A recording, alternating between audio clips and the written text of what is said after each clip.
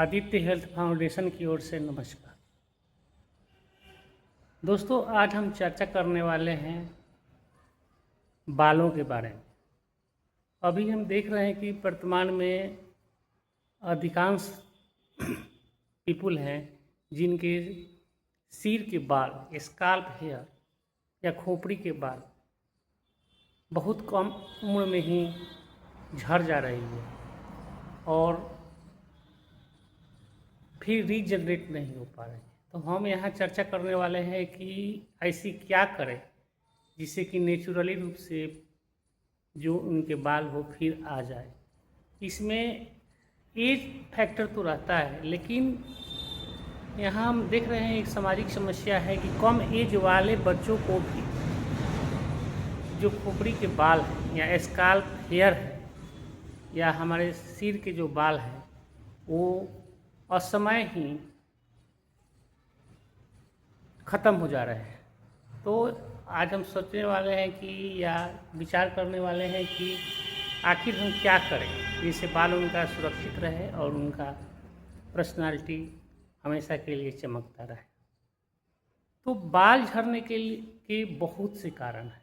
सर्वप्रथम कारण तो हमारा प्रदूषण है, हमारा वायु प्रदूषण, हमारा जलवायु प्रदूषण, हमारा भोजन में अनेक प्रकार के केमिकल का कॉन्टामिनेशन, और जो हम साबुन प्रयोग करते हैं, ये साबुन में जो केमिकल ऐड रहता है वो केमिकल भी हमारे बालों को झड़ने को बढ़ाता है। तो हमारे रहन सहन का स्टाइल भी बालों पर निर्भर करता है। बाल प्रोटीन से बना रहता है, बाल की जो संरचना है प्रोटीन पर निर्भर करती है। तो अधिकांशतः हम लोग देखते हैं कि ज़्यादा मात्रा में हम लोग जो भारतीय हैं कार्बोहाइड्रेट की मात्रा लेते हैं और प्रोटीन बहुत कम लेते हैं। प्रोटीन बहुत ही ज़रूरी है दाल में, सोयाबीन में या मीट में या मछली में या अंडे में प्रोटीन पाया जाता है, जो हेयर के बूस्टिंग के लिए बहुत ही ज़रूरी है। सर्वप्रथम हमें जानना चाहते हैं कि कारण क्या है इन बालों के झड़ने के लिए। तो बालों के झड़ने के सर्वप्रथम कारण तो प्रदूषण है, उसके बाद केमिकल युक्त हमारे साबुन है, तीसरा है लाइफ स्टाइल डिजीज जैसे थायराइड, शुगर, और उन लाइफ स्टाइल डिजीज के लिए जो हम मेडिसिन प्रयोग करते हैं ये भी बालों को झड़ने में पार्ट अदा करते हैं।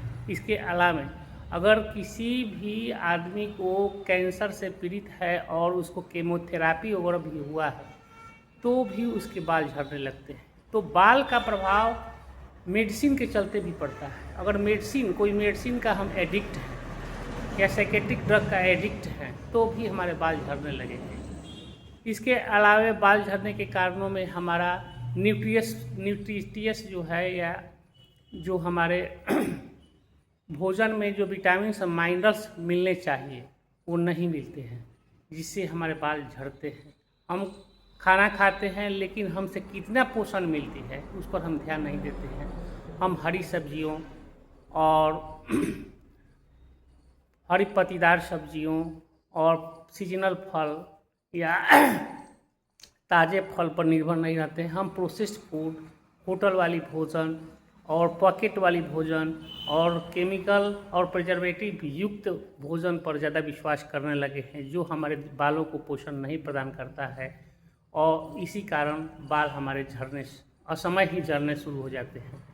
इसके अलावा कारणों में हमारा टेंशन है। हर एक आदमी को इस समय टेंशन है। अगर कम उम्र का कोई स्टूडेंट है तो उसको अपने कैरियर की चिंता है, अगर ज़्यादा उम्र के लोग हैं तो अपनी ज़िंदगी की उनकी चिंता है, अगर बिजनेसमैन है तो अपने बिजनेस की चिंता है। बालों पर ध्यान देने के लिए किसी के पास समय ही नहीं है, इसके चलते उनके बाल झड़ने लगते हैं। तो टेंशन इसका एक बहुत बड़ा कारण है। साइकेट्रिक प्रॉब्लम, तरह तरह की निगेटिव सोच हमारे माइंड में रहती है जो बालों को बहुत प्रभावित करता है।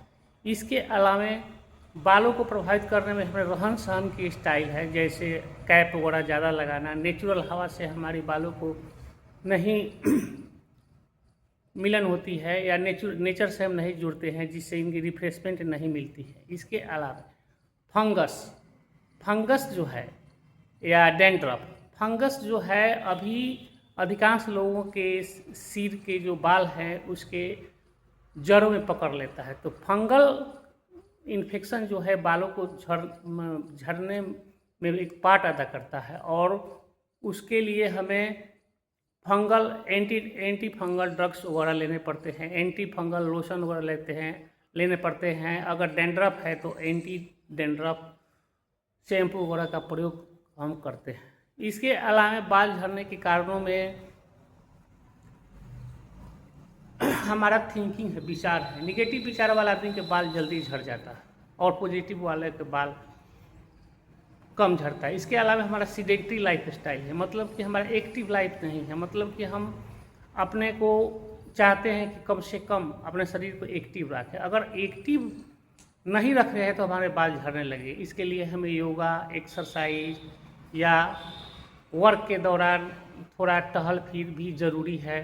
तो स्काल्प में ब्लड को या ब्लड के दौरान को या ब्लड के फंक्शन को एक्टिवेट करने के लिए हमें एक्सरसाइज वगैरह करना पड़ेगा। मसाज, स्काल्प का मसाज भी एक महत्वपूर्ण चीज़ है। अगर हम अपने बालों को बचाने के लिए स्काल्प का मसाज नहीं कर रहे हैं, मतलब कि सुबह शाम थोड़े नारियल तेल से या कोई भी अच्छी नेचुरल तेल से उसकी मसाज नहीं कर रहे हैं, तो उनकी बालों के जो जड़ हैं उनको पोषण नहीं मिलता है, उनका एक्सरसाइज नहीं होता है, उनमें ब्लड फ्लो नहीं, स्काल्प में ब्लड फ्लो नहीं बढ़ता है, जिससे बाल हमारे टूटने लगते हैं। अधिक मात्रा में केमिकल वाले शैम्पू, अगर हम आयुर्वेदिक शैम्पू का प्रयोग कर रहे हैं तो बहुत अच्छा है बाल के लिए, लेकिन अगर केमिकल वाले शैम्पू का प्रयोग कर रहे हैं, लॉन्ग ड्यूरेशन पर कर रहे हैं, तो भी हमारे बालों के लिए खतरनाक है। और बालों को बचाने के लिए हमें आयुर्वेदिक शैम्पू का सहारा लेना पड़ता है। इसके बाद एक और कारण है बाल झड़ने का, रोज स्नान के समय साबुन को लगाना या शैम्पू को लगाना। मात्र सप्ताह में 2 से 3 दिन इसको लगाएं और उसको साफ रखें। रोज़ लगाना कोई ज़रूरी नहीं है। रोज़ लगाने से, साबुन या शैम्पू लगाने से बालों के जड़ जो है वो कमज़ोर हो जाते हैं और टूटने लगते हैं। इसके बाद हमें फूड जो ले रहे हैं उसको बहुत ही अच्छी मात्रा में लें और बहुत ही नेचर से सटे हुए फूड लें, जिससे कि उसको न्यूट्रिशन प्राप्त हो रहे। तो न्यूट्रिशन बालों के लिए बहुत ही ज़रूरी है। इसमें प्रोटीन एवं बायोटीन का रोल बहुत ही अच्छा है। अगर हम भोजन से बायोटीन प्राप्त कर रहे हैं तो हमारे बालों को पोषण बहुत ही अच्छा मिलेगा। इसके अलावा वर्क का भी इस पर प्रभाव पड़ता है। जिससे किसी प्रकार का वर्क कर रहे हैं जो हमारे टेंशन में बढ़ा रहा है या हमारे लाइफ पे टेंशन बढ़ा रहा है, तो भी बालों को नुकसान पहुंचता है। अगर हम हेरिडिटी रूप से, अगर हमारे माता पिता को बाल झड़ने वाली बीमारी है तो बाल बच्चों को भी बाल झड़ने वाली, असमय बाल झड़ने की समस्या आ जाती है। तो उससे भी बचना चाहिए और समय से पहले उसको अलर्ट होकर योगा, एक्सरसाइज कर और संयमित जीवन रखकर, और इसके अलावा प्रदूषण फ्री लाइफ रखकर अपने बालों को बचा सकते हैं। और हेरिडिटी जो हमें बालों को झड़ने का एक बहुत ही प्रमुख कारण है, उससे भी हम बच सकते हैं और उसमें डिले ला सकते हैं। तो बालों में हेरिडिटी का रोल बहुत रहता है और हेरिडिटी से बचने के लिए हमें पहले से ही अलर्ट रहना पड़ेगा। तो इसके अलावा इसका हम जलवायु का भी प्रभाव पड़ता है। अगर हम गर्म जलवायु देश के हैं तो हमारे बाल बहुत जल्दी झड़ रहते हैं। ग्लोबल वार्मिंग का समय आ गया है, जलवायु परिवर्तन का समय आ गया है, इसलिए बालों को बचाने के लिए हमें इससे अपने घरों को जलवायु परिवर्तन से बचने वाले स्ट्रक्चर देकर और नियमित रूप से बालों को पोषण देकर और नियमित रूप से उनकी मसाज करके उनसे हम बच सकते हैं नेचुरली रूप से, विदाउट केमिकल। ऐसे तो बाज़ार में बहुत तरीके के केमिकल आए हुए हैं, शैम्पू आए हुए हैं, लेकिन नेचर से मिलकर और नेचुरली रूप से बाल को ग्रो करने के लिए हमें इन बातों पर ध्यान रखना पड़ेगा कि बाल हमारा बचा रहे और बाल हमारा बूस्ट करता रहे और आगे बढ़ता रहे और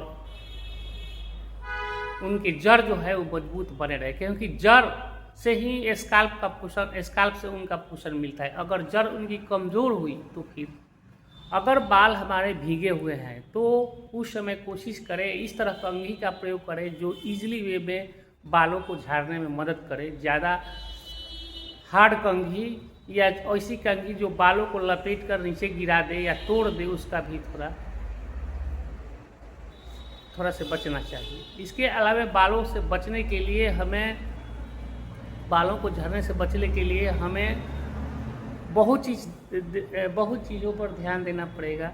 हमारे टेम्परेचर, हमारे जो हम रह रहे हैं उस घर का टेम्परेचर ज़रूरत से ज़्यादा ना हो। अगर कोल्ड है तो ज़रूरत से ज़्यादा कोल्ड नहीं हो। ज़्यादा गर्म पानी से हम स्नान न करें, मतलब कि वार्मिंग पानी, हल्का गर्म पानी से स्नान कर सकते हैं, लेकिन बहुत ज़्यादा गर्म पानी में बालों को हमारे झड़ते हैं। और हम किस प्रकार का तेल लगा रहे हैं मालिश के लिए, उस पर भी ध्यान है। यह केमिकल युक्त या प्रिजर्वेटिव युक्त तेल नहीं होना चाहिए, नेचुरल रूप से प्राप्त तेल होना चाहिए, जैसे नारियल का तेल या अन्य प्रकार के तेल भी मिलती हैं जो बालों को पोषण प्रदान करती है। इसमें नारियल पानी भी बहुत ही उचित रोल अदा करता है बालों को बचाने में। नारियल, अगर कोई नारियल पानी पी रहा है डेली बेसिस पर तो उसका बालों का पोषण बहुत ही अच्छा रहता है। लेडीज़ों में बाल झड़ने की प्रक्रिया उसे गर्भाधान के दौरान होती है, जो बालों को बहुत ज़्यादा झड़ने में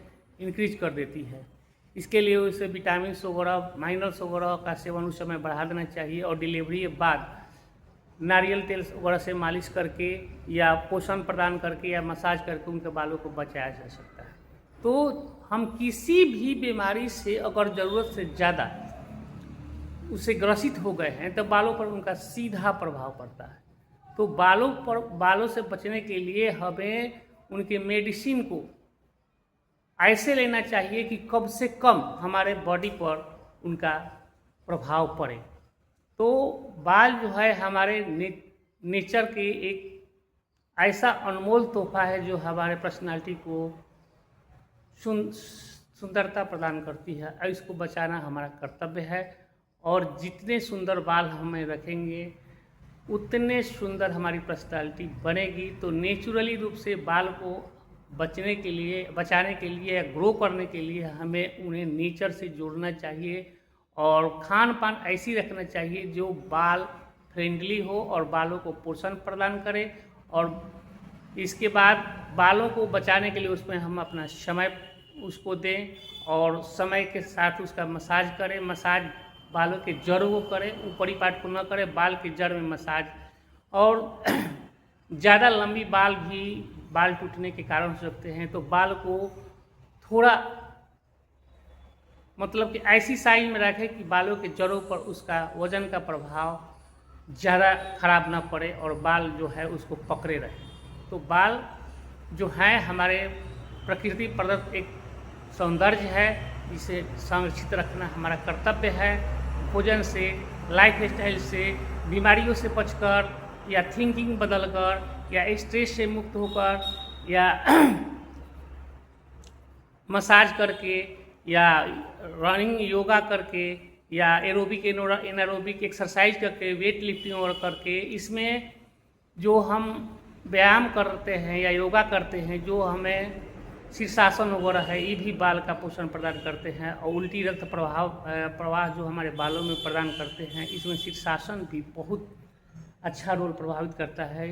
इसमें योगा भी बहुत अच्छा रोल प्रभावित करता है। जो हम शीर्षासन का अगर कोई डेली बेसिस पर अगर कर रहा है तो उसके बाल सुरक्षित रहेंगे और हम अपने सौंदर्य को संरक्षित रहेंगे।